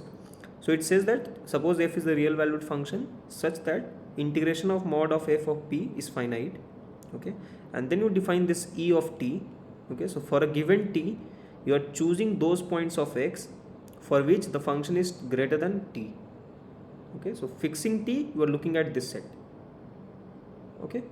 Then this integration of mod of f, okay, this quantity which is finite given, you can evaluate this by evaluating this limit, okay, and the limit is you just measure et, okay, you multiply with t raised power p minus 1, you integrate, this is the Lebesgue integration from 0 to alpha, and you take alpha to be infinity, you will get this quantity, okay. And this has a name, just cake. So I mean, okay, so that I just forgot the name. It's not a name for this one, but you can write a characteristic function. So suppose this is a function of x, if you can make it as a function of t, okay, characteristic function of something. So this is related to some cake formula, something like that. It's a name somewhere, I don't remember, but it says that you can write f of x as 0 to x something. Okay, it's better not to discuss, but there is something, okay. Okay, so it's related to that one, okay, and you'll see how to write this thing. So to see the solution, let's start with the right hand side, okay. So right hand side says that 0 to alpha t raised to the power p minus 1 mu of e of t, okay. So let me write what mu of e of t is. So this is nothing but, okay, let me write mu of et only, and then dm1 of t, okay. So this mu of et, you can write it as characteristic function of, I mean you just integrate 1 with respect to mu and over et, right. This is what it means, measure of et, right, just by the, or you can write it in this way as well, that chi of et integration over x and d of mu, right. This is another way of writing it, okay. So I'll use this thing. So you can write this integral as p times 0 to alpha, okay, and then you can write it as x, sorry, t raised to the power p minus 1, and this mu you can write it as integration over x chi of et, and this as a function of, so this is a function of x, okay, so as a function of x d mu, okay, and again you can write it as p times 0 to alpha x t p minus 1 chi of e t x d mu, okay, here it was dm1t, so dm1t, okay, and okay, so it's better to write just dt because you know that everything is continuous here. So I'm writing this Lebesgue integration as Riemann integration, that I can do, okay. So I've just written that. Now you can use Fubini theorem because all these are non-negative, greater than equal to 0, so you can interchange the integration, order of integration. So you can write it as p over x over this 0 alpha t p minus 1 chi of etx, okay, dt, and then d mu, okay. Now you see that this is a function of t and this is a function of x, okay, but let us rewrite this as a function of t, okay. So this chi of et, just let me write the definition. So chi of et, or or if you want you can, okay, let's see. So chi of et of x is nothing but it is 1 if x belong to et, and it's 0 if x does not belong to et. Okay, that's the definition. And what is et? Et is x in x such that mod of fx is greater than t. Mod of fx greater than t. This is your et. So this says that 1 if so chi et of x will be 1 if mod of fx is greater than t, and it will be 0 if mod of fx is less than equal to t. Okay, so it says that it will be 1. Another way of saying it is so if suppose now you are fixing some x, okay, in that case what you are saying, so this will be 1, so I am looking it as a function of t. Okay, so I want to say chi of something of t, so this is going to be 1 if t is less than fx. So it's like obviously t is greater than 0, so if this is like this, it is saying that it will be 1 if mod of fx, if t is strictly less than fx, okay, then this function is taking value 1, and it is 0 if t is exceeding this one. Okay, so earlier here t was fixed, so now I am looking at this function when x is fixed. Okay, so this is another way of writing this function. Okay, so this was the function of x, now I am writing it as a function of t. Okay, but here it's not exactly this one, because here you have a restriction on t as well, that t is from 0 to alpha. Okay, so what you can do, so you cannot take over fx. Fx can be greater than this alpha as well, so it's better to write minimum of fx and this alpha. Okay, the domain, so t is from 0 to alpha, this is the domain of t, so t cannot exceed that. So if t is greater than alpha, then obviously a function has to be 0. Okay, so you write this as a characteristic function in this fashion, as a function of t. Okay, now you just put it here. Okay, so this was, now the integration would be p, integration of p with p integration x. Now what you do, okay, so far you don't have to do much, so you do write 0 to alpha and then t minus 1. Now I am rewriting this as chi of 0 minimum of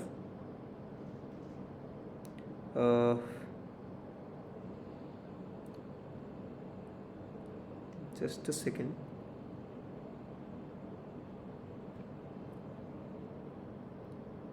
minimum of, okay, just minimum of fx and alpha of t, right, this, and then dt and then d mu, right. Okay,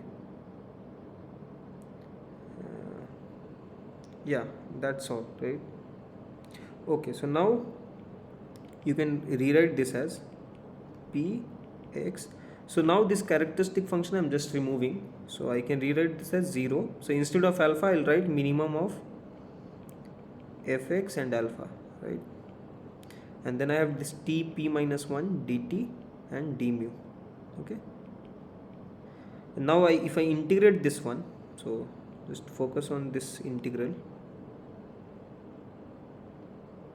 Okay, so if I integrate, I will get t raised to the power, so t raised to the power p by p, and the limit would be 0 to this minimum of fx and alpha, and then you integrate with respect to mu. Okay, now if you substitute this, what you get is, so p and p will cancel out, so you'll have x. Okay, and then, okay, I think it should be mod everywhere. So here it should be mod, then mod. Okay, so this will be this, and then you will have, now how to write this. So overall goal was to bring mod f here. Okay, so far you have got in terms of minimum. Okay, so this is minimum. Okay, so I have to take this alpha going to infinity, right? So you got this minimum of mod of fx and alpha, and then you raise to the power p, right? So this is what you get so far, right? So d mu, so you have got that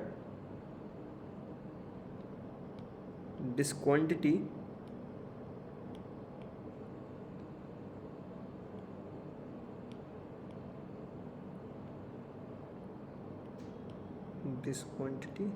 and this quantity are same,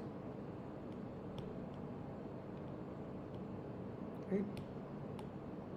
So you have got this much. Now what you do, just take limit alpha going to infinity, right? So if you take limit as alpha goes to infinity, okay, what do you get? So this part, okay, this anyway we have to evaluate it. So I mean, look at this one. So as alpha goes to infinity, so you fix some x, okay, this mod of x will be having some value, okay, and which will obviously be finite, because you know that this function f, mod f, is integrable. This means mod f raised to power p is finite almost everywhere, and this means that f is finite almost everywhere, right? So okay, so this is there. So this function will be finite. So when this alpha goes to infinity, this will be nothing but mod of f. So when you take alpha, so let me write it somewhere here. So let us call this as h alpha of x, okay, I mean alpha and x. So h alpha x converges to mod of fx, okay, as alpha goes to infinity, right? And this is increasing. So as you are increasing the alpha, this function, initially suppose alpha is 0, okay, so then this function, the minimum value will be 0, so it is taking the value alpha. So till it reaches to the point fx, the value is alpha, and the moment it is beyond fx, the value is mod fx, okay. So you can say that this is not just converging, but it is increasing. So notationally you can write it in this way, that this h alpha x is increasing to mod of fx as alpha is going to infinity, and this is also non-negative, right? So by MCT you have this h alpha integral converges to this mod f, okay, with d mu, okay.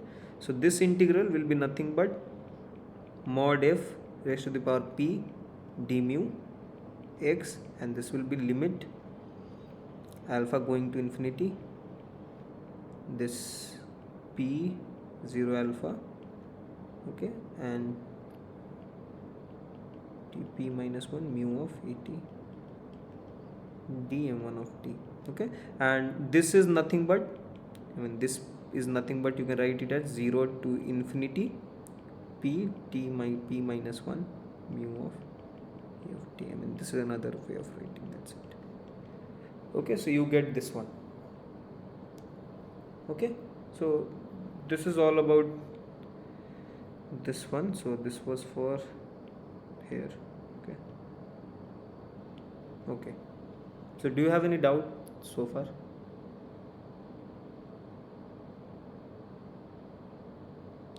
Okay, if there is no doubt, then let's move to the next problem.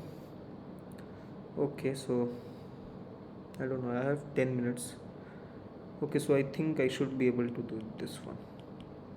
Okay, so let's start with this a part. So what it says that, so you have seen in the measure, right? So mod of f d mu, you know that this integration is less than equal to mod of f d mu. So when mu is measure, here when we talk about sign measure, modulus comes here as well, okay, and that's all we have to check, okay. So okay, so this is given that the function f is integrable with respect to mu. Okay, so first go for the Hahn decomposition. Okay, again I think there's a typo, so this f is just here. Okay, okay, so first you look at this Hahn decomposition a b, because whenever we want to deal with this modulus thing, we need to go to this mu plus and mu minus, and that makes sense for Hahn decomposition because you define mu plus of E as mu of E intersection A, where A is the positive part of the Hahn of X. Okay, so look at this Hahn decomposition of X. Okay, now note that so A is given to be a positive set. Now when we say that it's a positive set, then if you try to calculate the negative measure, I mean nu minus, so by definition what is this nu minus of A? This is nothing but nu of, I mean minus of nu of A intersection with B, right? Okay, so I mean, so the definition is this one, that nu minus of E is minus of nu of E intersection B. I mean you take intersection with the negative part. Okay, so this is the definition. So this will be this. Now you know that A and B are disjoint, so this intersection is empty, so this is phi, so this nu of phi will be 0, so this is 0. So this means that A is nu minus null set. That means nu minus measure of A is 0. Okay, so it is null with respect to nu minus. Similarly, this B is negative set. Okay, similarly you can show that the positive measure, I mean nu plus the upper variation of this B will be nu of B intersection A by definition, and this is 0. Okay, so this A and B, A is nu minus null set and B is nu plus null set. Okay, so this was about this one. Now you can start with this left hand side. Okay, so this was your left hand side, so this is mod of integration of f d nu, right? So you can, again, this integration is over x, so you can write it in two parts, A and B, right? So it's x is, so x is nothing but A union B, right? So in other way you can write it as this way, so x chi of A union B, or chi of x, I mean it's the same thing, and f, and then you are taking modulus, right? Now chi A and B are disjoint. Okay, so you can split this chi of AB as chi of A plus chi of B.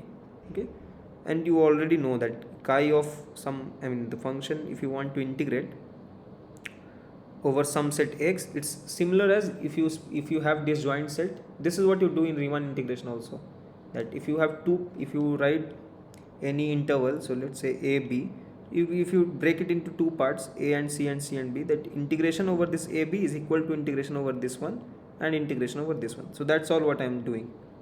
So I'm just trying to write it in this form. Okay, so you can write this chi of A union B as sum of this chi A plus chi B. So this is modulus of chi of A f plus chi of B f, then modulus. Okay, so here maybe it's better to mention the measures. So here it's d nu, so where to write?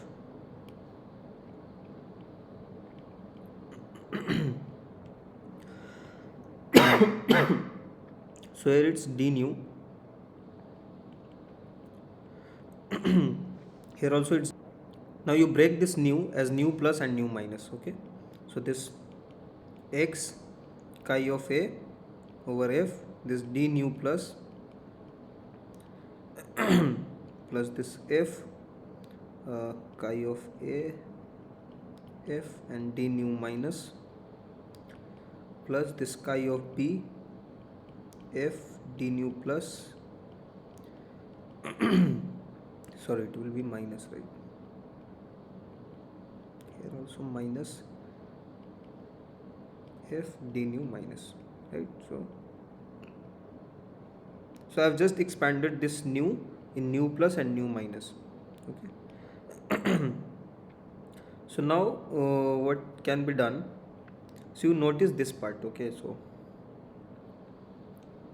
this one. So you already know that a nu minus of a is 0. So a is null set with respect to measure nu minus. So that means this quantity will be 0.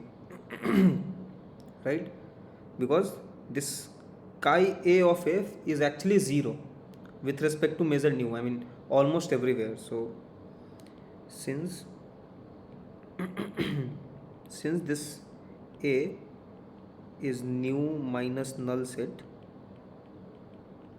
so this f chi of a is 0 almost everywhere with respect to the measure nu minus, right?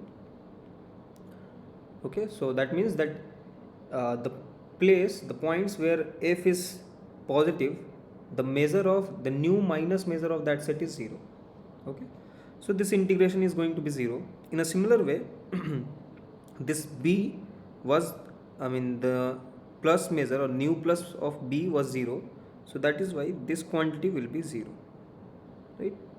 So what you have left is this x chi of a f d nu plus, okay, and then you have minus chi of b f d nu minus. Okay, so now you are left out with this one. Now if you see this one here, what you can do here, you can add and subtract things. Okay, so x, you just write chi a d nu plus. So basically, see, the goal was that you want to bring mod nu. Okay, so that is why just you want nu as nu plus plus nu minus, right? So what you do, you just let me just write it up. Yeah, you can add this chi of a f d nu minus, right? So as I mentioned that this is equal to 0, so now you just add it up, it doesn't make any change. Okay, in a similar way you can do this. Okay, but here I think here it's with minus sign. Okay, so here also what I do, I will write with minus sign, integration chi of b f d nu plus minus chi of b f d nu minus, right? Yeah, so what I'm doing, what I removed from here, okay, I'm again adding that. Okay, so you better you just remove this line, it will be nice. Okay, so maybe just this one. So since it is 0, I'm removing this one and I'm adding again 0 to it. Okay, so it's not a problem. So now you see this quantity, so this chi of a of f, you see, just combine these two. Okay, so this is the same function, so you'll have this x chi of a of f and then d nu plus plus d nu minus. I mean it's better to write in this way, d of nu plus plus nu minus. Okay, and this is nothing but mod of nu. Okay, so you can write this d mod of nu. Similarly with this part you can write chi of b f d mod nu. Okay, okay. Now what you can do, so again you combine this and this, so what you'll have, chi a f minus chi b f d mod nu, right? Now you can, okay, so now what you can do, so this is a measure, this mod nu is a measure. So as I mentioned here that for measure, where have I written that? Okay, so let me write it here. So if f and nu is a measure, so you write this integration as less than equal to mod of f d nu, right? This is from the earlier stuffs what you have read, that in mod of integration of f with respect to a measure is less than equal to the integration of mod of f. So you can apply this one here. So you'll get less than equal to integration of chi of a f. Okay, so f also you can take outside, so it's better to write in this way.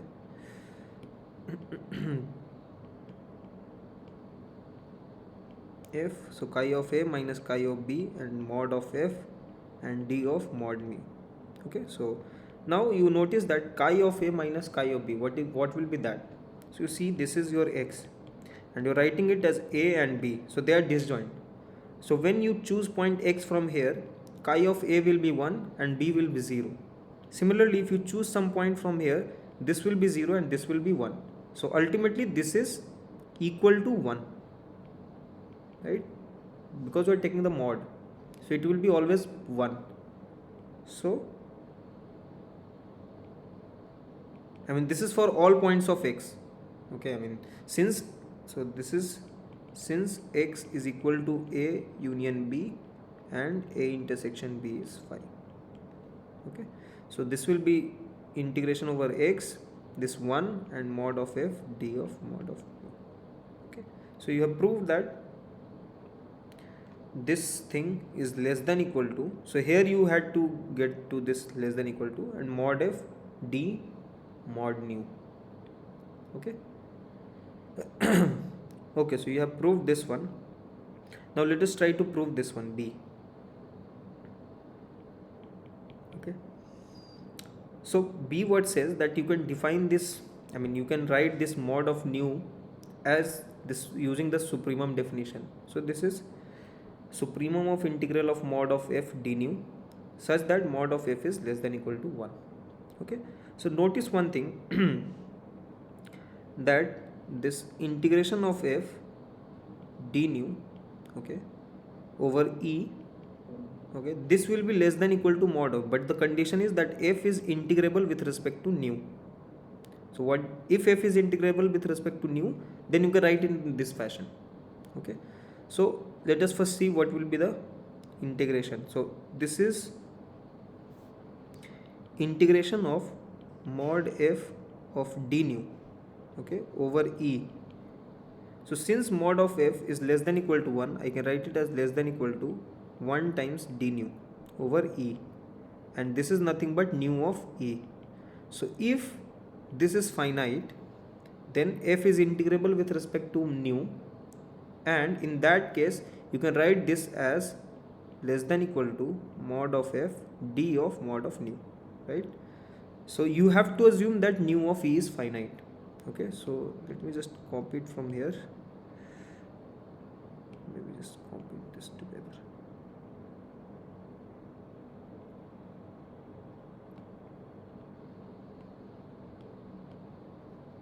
Okay, so what I am saying is that if you assume that this is finite, so let us write case 1. Case 1, that nu of e is finite. When nu of e is finite, you get this one, and this implies that f is integrable with respect to nu, and this means this is true.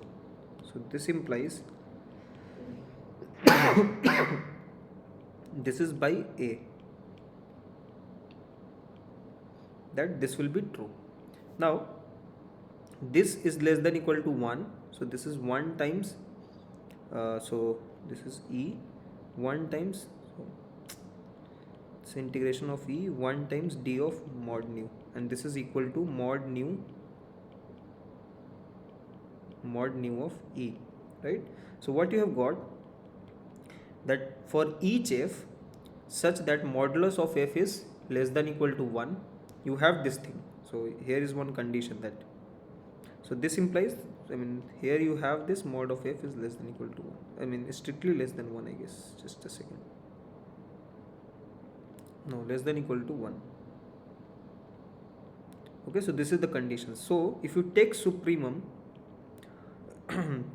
over the integration f d nu over e such that mod of f is less than equal to 1, then obviously if you take supremum also, this will be less than equal to mod nu of e, right? and this is finite. I mean this is one inequality actually. In this case it is finite, but this is one inequality. So you want to prove that this is equal, right? This is your goal, right? That mod nu of E is equal to supremum of such thing. What you have proved so far, that the supremum will be less than equal to this always. Okay, so this is the condition that nu of E is finite. Okay, so second thing, what we need to prove, that this side, or what we can prove, that find a function f. Okay, so let me write it here. So this is first step. The second step is find a function f such that, okay, so everything is there that f is measurable and all, so I am not writing that, such that mod of f is less than equal to 1. Okay, and this integral of f of d nu over E turns out to be mod of nu E. So mod of this is equal to this. If you can find a function f naught such that this thing happen, right? Is this clear? So you have proved one side inequality, and the second one you are saying that this is not just less than equal to, but this quantity will be achieved. So you can say that this is an upper bound of this supremum, but what you are saying, that this value, this upper bound, will be achieved by this function. This is just the standard technique, right? So you are proving that this quantity is less than equal to this one, but if you prove that there exists a function here for which the supremum, that function will take the value this, so the supremum will be this one, right? So that's the idea. So you want to find a function f naught. Okay, you want to find a function f naught which is here, and the value of that integral will be equal to this thing. So this thing will be attained. This upper bound is actually attainable. That's it. Okay, so we'll look for such functions. So define. Okay, so this is our goal. So I'll define. So you again recall this Hahn decomposition. So x is equal to A union B. Okay, so this is the Hahn decomposition.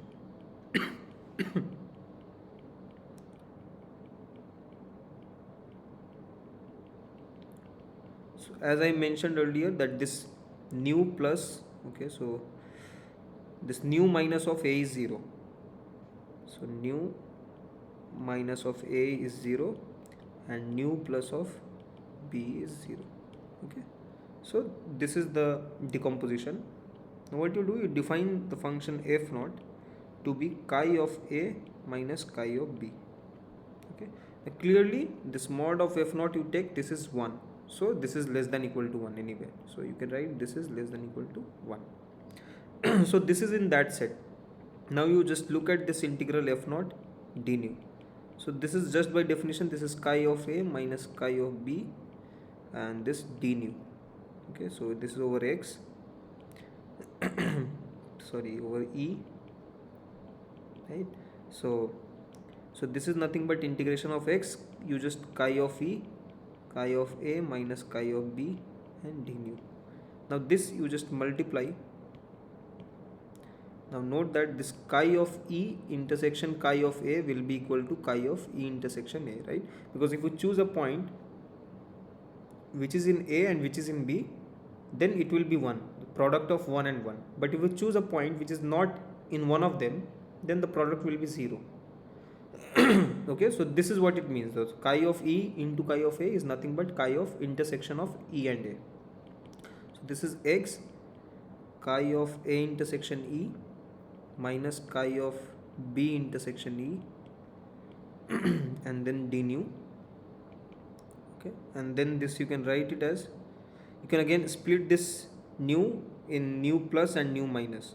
Okay, so this is x chi of A intersection E d nu minus chi of A intersection B, E d nu minus then minus chi of B intersection E nu d nu plus, then minus minus plus chi of B intersection E d nu minus. Okay. So all are over X. Okay. Now again notice that this A intersection E is a subset of A, and A is a positive set.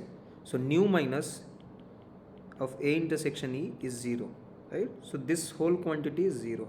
In a similar way, nu plus of B intersection E is 0, just because B is negative set. So this quantity is 0. So you have this x chi of A intersection E d nu plus chi of B intersection E d nu minus, and now this is nothing but nu plus of A intersection E, and this is nu minus of B intersection E, right? And so if you see, so this is what we have done here. So E we have written down in two parts. So you know that X is A union B. If you intersect with E, you will get A intersection E union B intersection E, right? And this A and B are disjoint, so this and this are also disjoint. Now mu plus, okay, I think, okay, so from here you cannot conclude, but what you can do, okay, so let me write one more line. So you can write nu plus of just a second, so nu plus okay, so what you do, you nu plus of A intersection E, then just add nu plus of B intersection E. Again, I mean the similar logic, okay, and here also nu plus of B intersection E plus nu minus of B intersection E. So why I'm writing, I just need to bring mod, that's it. So mod of nu, and this I can add just because this because of this thing. Okay, so now you can see that this nu plus is a measure. So nu plus of A intersection E plus nu plus of B intersection E is nothing but nu plus of E, right? So I'm writing E as two disjoint union. So by additive property of nu plus, because nu plus is a measure, so using the property what you can write is, this is nu plus of E, and this is okay, this is minus, right? Minus, because this is 0, nu minus of, okay, I think I have done some mistake, just a second. So here it should be, this is correct, nu plus is 0, and then here I see A should be there, nu minus of A. Yeah, so it's nu plus of E, and here it's nu minus of E, and this is nothing but mod nu of E. So what you have done for this function f naught, okay, you have shown that integration of f naught with respect to nu is nothing but this quantity, right? So if I combine, you have written f naught d nu is equal to mod nu of E, and even if you take modulus, it will be this.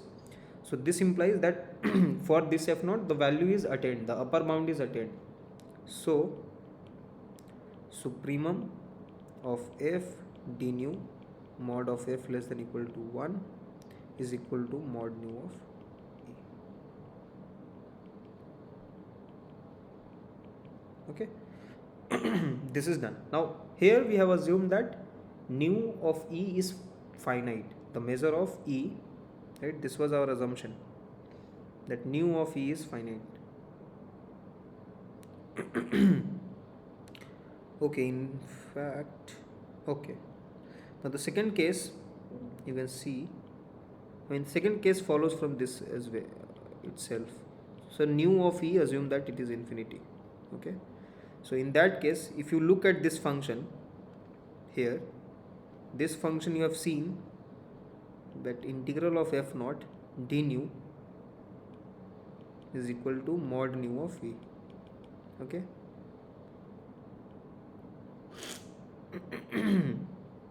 Okay, so this nu of e is finite, infinite. So mod of nu of e is also infinite. Okay, and you have proved that there exists a function f naught for which this is infinite. So this implies the supremum, if you take, of f d nu over e, this is equal to infinity, and this is nothing but mod nu of e. Okay. Is this fine?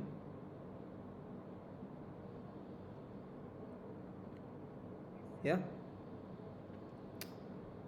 Okay, if this is fine, I can leave this as an exercise. So this is quite easy. I mean, you don't have to do a lot of thing. So this I leave as an exercise. Okay, so so I mean, it's just basic thing that you have to prove. Basically what you need to show, that lambda of e is greater than equal to nu plus of e for all e belonging to S. And when you I mean, you have to use this relation, that's it. I mean, it's not difficult. So using this, because you can write nu of e as mu of e plus nu of e plus mu of e, and now using the maybe I think you'll have to use Hahn decomposition as well. So using that Hahn decomposition, because you have to get to this nu plus and nu minus. Okay, so eventually you'll get, I mean, it's just easy. So I mean, just let me write the few steps. So lambda of e, I can what you can do, so since this lambda is measure, so you can, at first step you can write this as this, that E intersection A, and the, okay, so this x is A union B, and A is positive, so I'm considering positive because for mu you will have to use this thing. So for mu of E you will have to use the negative set, so mu of E intersection B. Okay, I mean, the reason being that you want minus here and you want plus here, that's it. I mean, that's the only reason. Okay, and nothing special. And then what you can do, you can, this lambda of e plus e intersection a, you can use this thing. So you can write nu of e intersection a plus mu of e intersection a. Okay, and then you just you ignore this quantity because you want nu plus, so you'll have this one, again use this type of thing. So I will not going to do, but you can add and subtract. Okay, here you can do addition and subtraction, ultimately you will get nu plus. So ultimately after doing one or two step, you will get here nu plus of e. Okay. It's just 1-2 step which I am leaving. Okay. Okay, so if this is clear, so do you want this me to do, or it's fine? I mean, you can try it out, right? So if you have anything to ask, you can ask.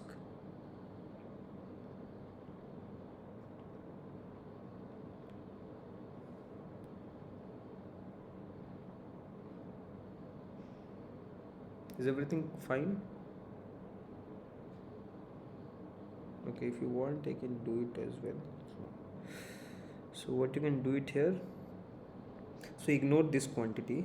So you'll have this is greater than equal to nu of, so this is nu of e intersection a, and then